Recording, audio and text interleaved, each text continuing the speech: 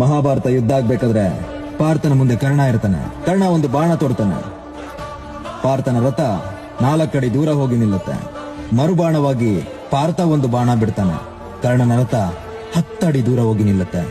ಅರ್ಜುನ ಅಂದ್ರೆ ಪಾರ್ಥ ತನ್ನ ಶೌರ್ಯದ ಬಗ್ಗೆ ಗರ್ವ ವ್ಯಕ್ತಪಡಿಸ್ತಾನೆ.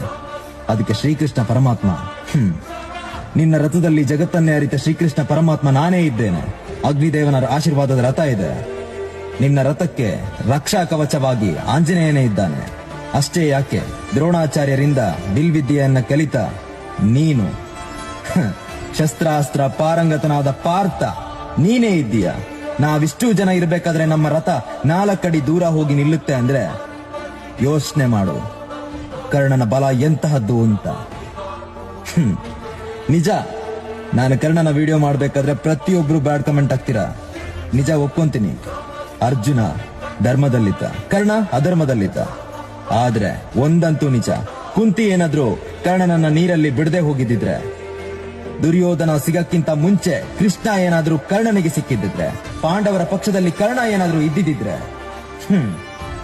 ಇಡೀ ಕೌರವರಿಗೆ ಒಬ್ಬ ಕರ್ಣ ಸಾಕಿತ್ತು.